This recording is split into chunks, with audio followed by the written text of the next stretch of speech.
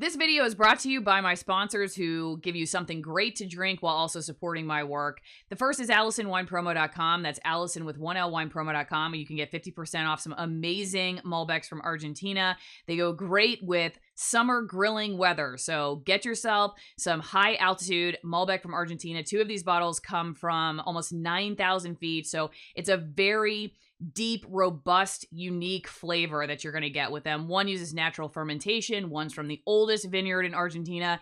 Not wines you're going to get from the grocery store. That said, if you are somebody who likes coffee or tea, you can go to twinenginecoffee.com/Allison and choose from a wide variety of Nicaraguan roast. There's a black edition right now that is processed with honey. It's a smoother, sweeter finish, not a bitter aftertaste like some coffee roasts do. But you can also check out the Caturra tea if you're a tea drinker. It's tea that you brew with the fruit that's around the coffee bean. So it tastes a lot like black tea. It's very good and has a lot lower caffeine. Wherever you are, whatever you're doing, whatever you're drinking, check out my sponsors, Toast to Free Speech, and let's get on with the video. Very happy to have Captain Tom Stewart here. Call sign Jaguar, as you see on the lower screen. And I should know a lot more about the military and the Marine Corps, really, which is where you're coming from, because my husband was a Marine.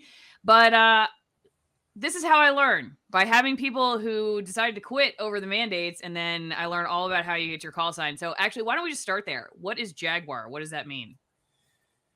It's a call sign they gave me out in Hawaii. I usually get it for doing something stupid, and I'll tell you over a beer sometime. Okay. Very long story. I only agreed to this if she wouldn't ask me about my call sign. Okay, so just to prove you're legit, here you are in this fancy photo. Tell us a little bit about what you did with the Marine Corps. With the Marines, I got commissioned December 2008, got winged in 2012, flew 53s out in Hawaii for 4.5 years. After that, I did a staff gig out in Bahrain. I was one of the deputy air officers out there, doing all kinds of things all over the Middle East, setting up exercises. And most rewarding tour I've had has been down here at South Whiting Field as a flight instructor flying the TH-57, mostly at night. It's a pretty good time. And would this be a graduate? Yes, that is one of the students I flew with, mentored going through, and flew a good bit of her night vision goggle flights cross country with this individual. And she's now flying 60s out in Japan. Great American, good student, newer stuff, well prepared. Going to do great things. What's this? That is my friend of mine. That is the last flight I had in the CH-53, last functional check flight. We had the maintenance officer tell us to hurry up and get out to our planes. And they were still turning wrenches on our aircraft. And we had to let them know that we were there ready to go. Okay, one more before we go to why you're not working in this capacity. What's this fancy photo? Marine Corps birthday ball back in 2019. Is this young lady still around? She is around. She's doing great things. Currently flying for Gulf Air out in Bahrain. Nice lady. Nice lady. You guys are gonna have to stick around for the after hours beer call sign chat if you want to find out what happened there. Okay, let's just do one more. Who's this? That's my mom. I was out getting ready to go aboard ship, the USS America, and we were out. We sailed from San Diego, or from Hawaii to San Diego. I was a logistics officer for the squadron, and yeah, that actually where I learned how to fly on and off the ship was on that exercise, Rim of the Pacific 2016. But yeah, that was the USS America pulled into port. All right, so what happened? Are you still flying for the Marine Corps? I am not. They grounded me back in September 13th, back in 2021. Told us this shot was mandatory. You were going to take this shot or else. They grounded myself, another instructor who's an attack helicopter pilot, and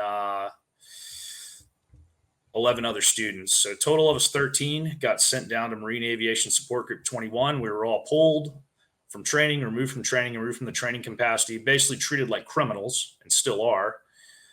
Sent down, all submitted religious accommodations. And yeah, it is feel like the service could be doing more important things with us than having us go down to the group and stare at a wall for 8 hours a day. So you're still in the Marine Corps? For another month, yes. Okay. So I started terminal leave on Friday. All right. And that's because of the vaccine? Yeah, my end of active service was coming up, and I was grounded because I would not take the vaccine back on 13 September. Okay.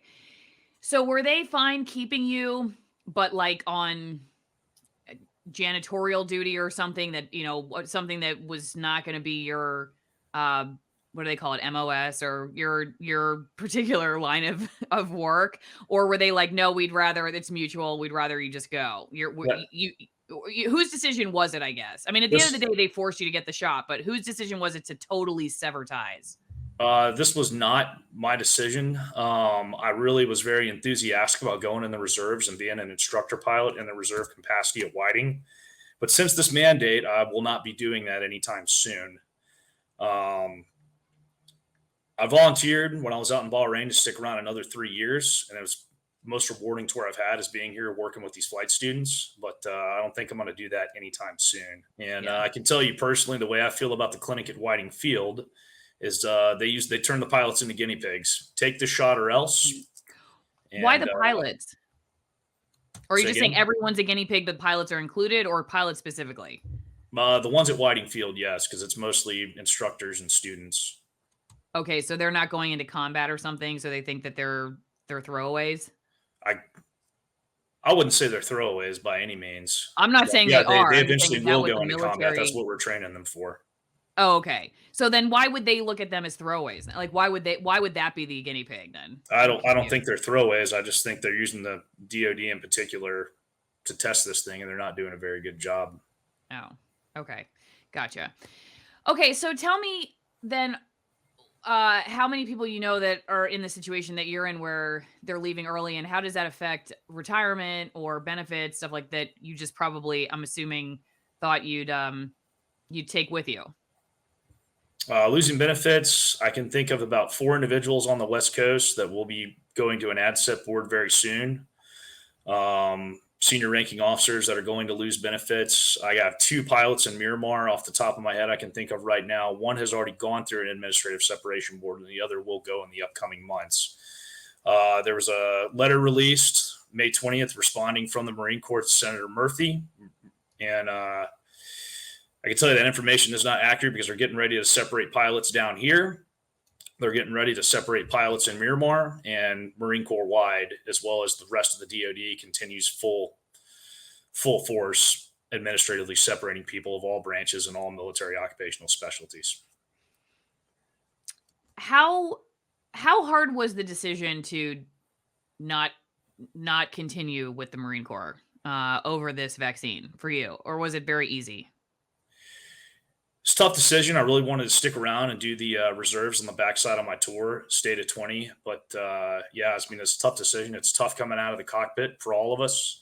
And it's going to be tough hanging up the uniform in general. So I've been doing this for 13 years, and I will miss the people I worked with, and that I think that's made all the difference in the organization. Yeah, I was going to ask how long you were in. So, how old were you when you enlisted? Let's see. I did the platoon leaders class program. So 2019 is when I first signed or 2005 is when I first signed the paperwork, and then I got commissioned December 2008. This video has been cut short to fly under the community guideline radar on YouTube. So if you want to see the entire conversation, go to one of my other platforms. The links are in the description. The best place to go is AllisonMorrow.locals.com, where you can support my work and become part of my editorial board. We have editorial board meetings there once a week where you can give me feedback from the week before. You can pitch story ideas for the week ahead. They're very small live chats, and so I definitely will see your comment and get your feedback. You also get exclusive content there, so definitely AllisonMorrow.locals.com. But whatever you do, don't stay here on YouTube. If you want the full truth about what's going on around us, you're going to have to go somewhere else.